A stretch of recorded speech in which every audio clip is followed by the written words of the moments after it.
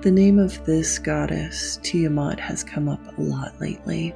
And also, I'm noticing that a lot of people are putting together that a lot of the ancient Neolithic age societies that dealt with magic about the body and the spirit, pre-patriarchal rule about 6,000 years ago, believed in some kind of divine serpent energy.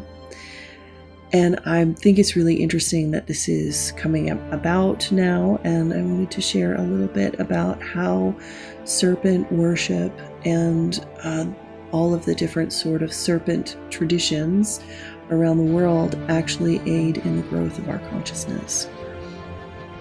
Number one, if you look into my pinned posts, I talk about the Platonic dialectic and how it keeps our consciousness confined. And in a video that I recently saw, and I'll try to pin the creator in my comments, she talks about how there is a force in our society that is trying to prevent awakening. And she likens it to, we shouldn't put meanings on the process and just focus on energy, which I do agree, but it's more than that. It has to do with our dialectic.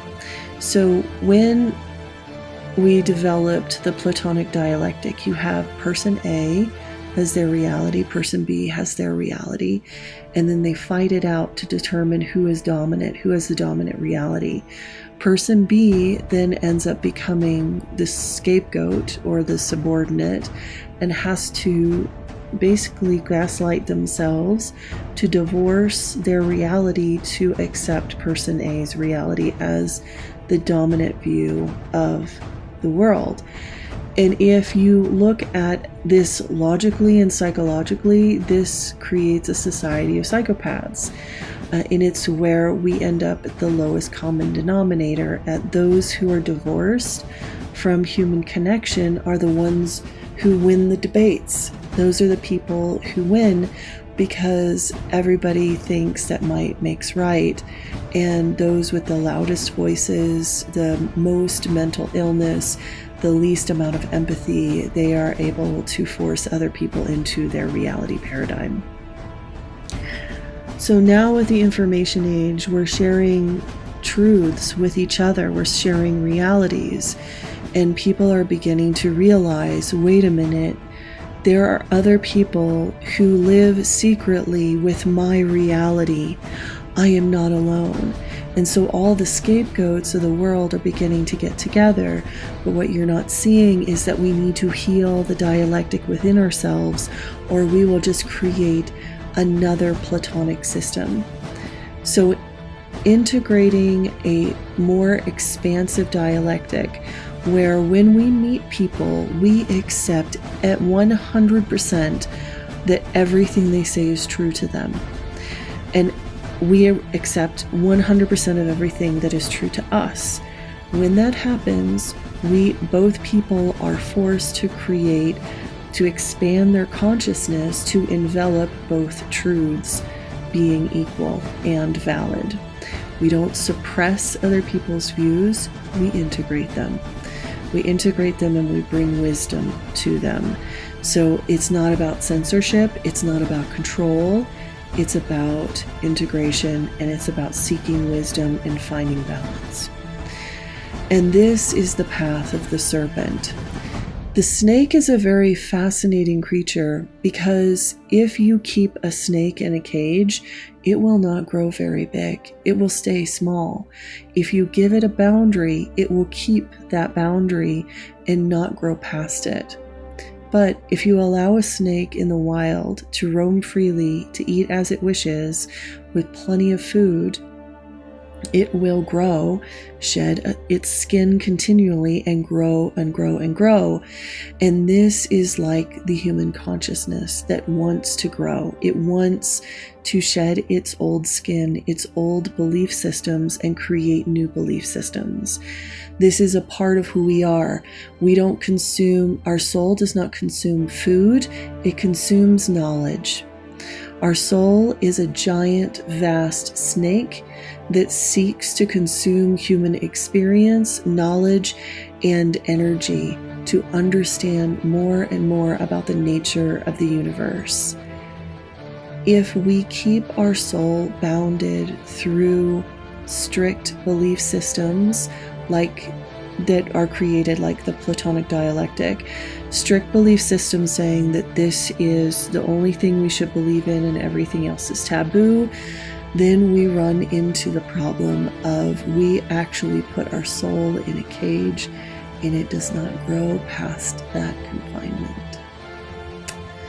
So the lesson of Tiamat is that within us is a great serpent that desires to grow, desires to consume knowledge of energies. It desires to expand its awareness.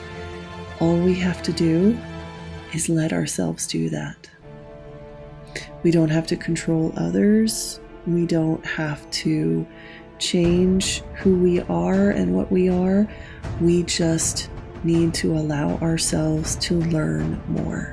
And the more we learn, the more our soul grows.